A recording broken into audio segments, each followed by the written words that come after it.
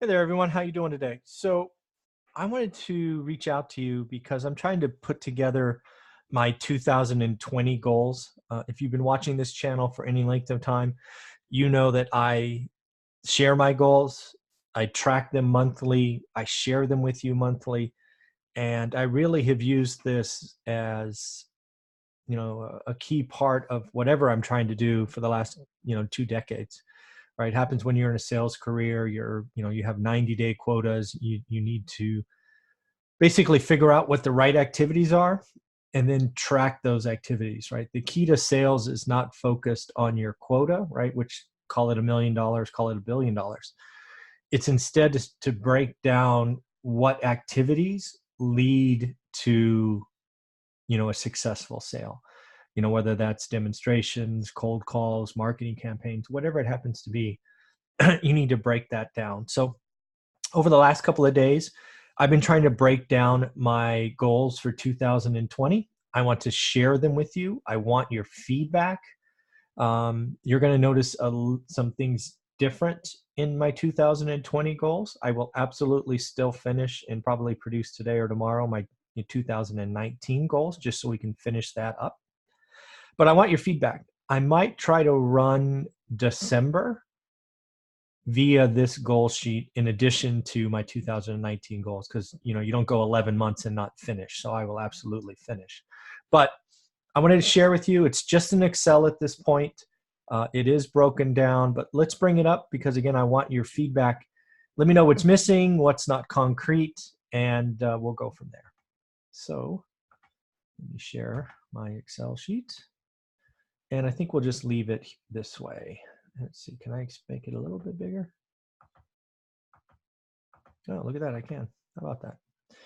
All right, so let's just do it this way. So like 2019, I believe, I basically need to measure different parts of my life and really track what's going on. One thing that you will see is different about 2020 is I'm going to stop doing monthly kind of tracking.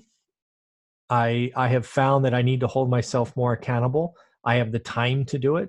So I now want to break down by weeks and really want to do it in quarters, right? You see here a 13-week quarter. I want to do it by week. And that way I can self-select or tweak 4 times a year instead of historically twice a year, right? Historically, if you watch this channel, I updated in July, early July, basically midpoint. So again, as in 2019, my health is something I need to look out for.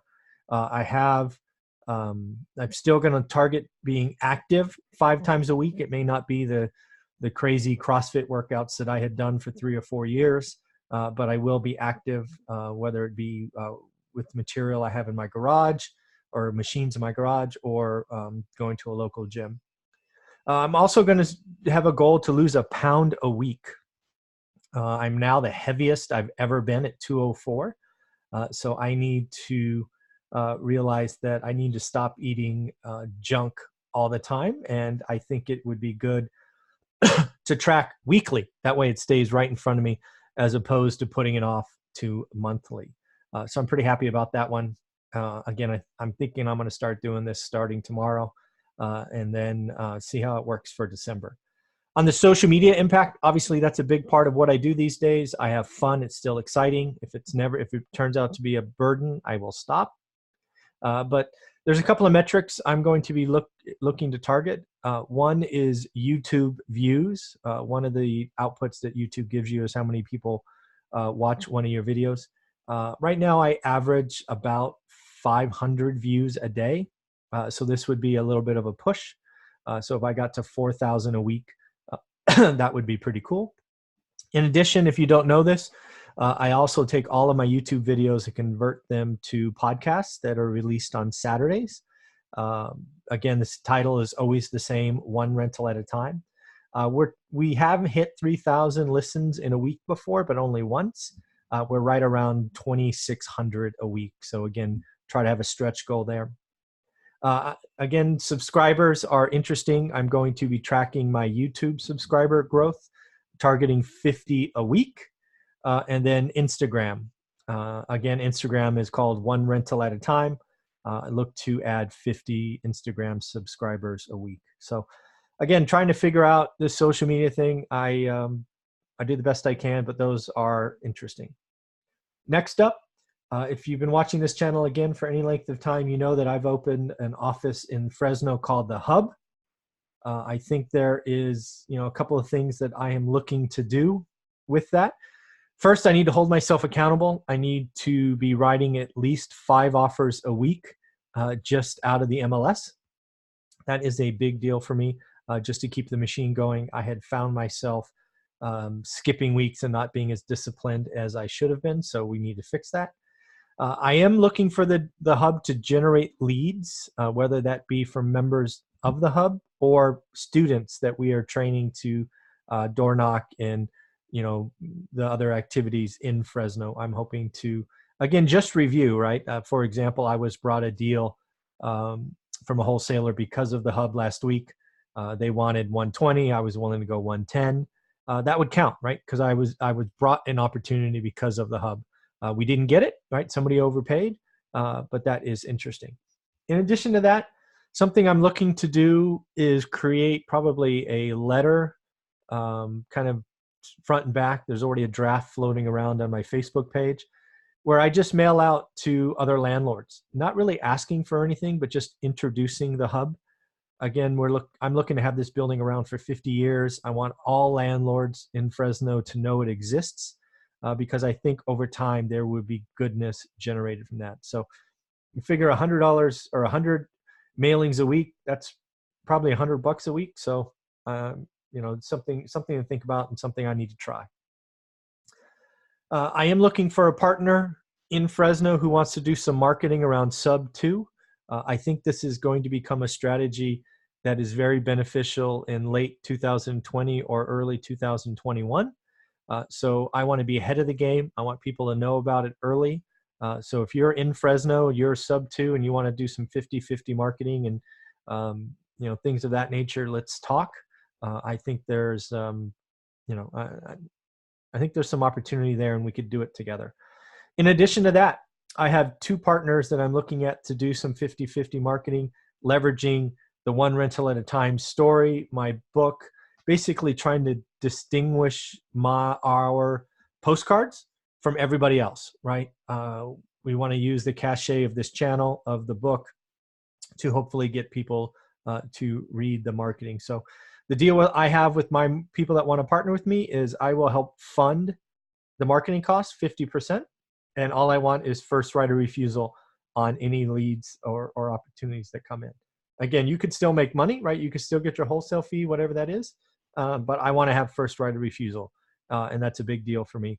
I can't help you with marketing and then you snake the deals and go to someone else with them. And again, if I can't afford it, it's too expensive, you're absolutely fair to bring it to someone else. But again, I think this is something that could benefit several people. As I changed mid-year last year, I am going to be trying to increase my cash flow, positive cash flow. Again, I'm going to be targeting $1,000 a quarter, at least is my current goal, which would be $4,000 a year if we're able to hit it. Just realize that I have kind of 3 levers that I can pull. One is obviously buying more cash flow real estate. 2 is paying off debt. And then 3, I can increase rent. I have enough units now where, increasing rents will be at least a portion of our cash flow growth each quarter. So that will be fun. And then again, what I'm going to be looking to do is buy 6 flips in a quarter. I couldn't quite break that down to a week. I don't want to be rushed. Look to buy 6, not necessarily sell 6. I'm just going to be tracking buy. I seem to have the assembly line done post acquisition with a couple of teams. And this channel is generating leads for buyers, which is awesome. So we're going to be tracking purchases. Next up is a new goal. You've heard me talk a lot about needs versus wants. I am going to throw out a goal of spending less than $1,000 the whole quarter on wants. Again, this is my number, so let me be clear. One thing that Olivia and I truly enjoy is eating out. So that will not be included, right? If we eat out for lunch or dinner, it's not included. These are really things, right? New clothes, for example, whatever it happens to be, I'm going to try to spend less on wants. I talk to you about it all the time, so I'm going to track myself.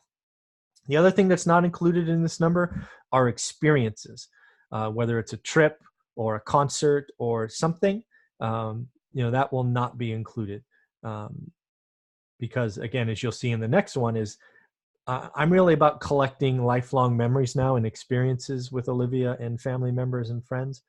So we're going to target doing 5 a quarter. And it will be interesting. Actually, one that we have coming up in late December is we're going to go see Ali Wong at a comedy club, I think somewhere in San Francisco. So that should be fun.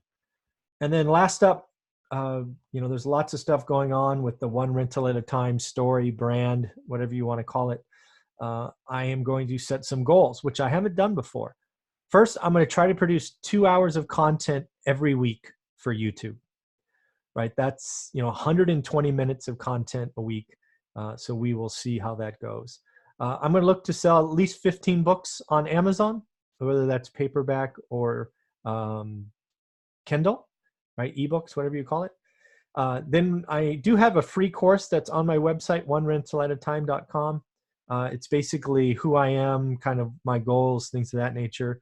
So it is out there, 100% free. Take a look. And then more importantly, I'm looking to sell 2 paid courses a week. It is very clear to me that the course is working. Well over 100 students now. All of them, or many of them, have told me it's changed their business, created focus, allowed them to really learn their market. And it's not fluff. It's sort of, you jump right into phase 1, picking your asset in your market, then you dig in and you learn the math and all of those things. So really important. And then something else that's become important to me is I want to start giving back to Fresno charities. I'm working with someone to start a donation to Fresno charities.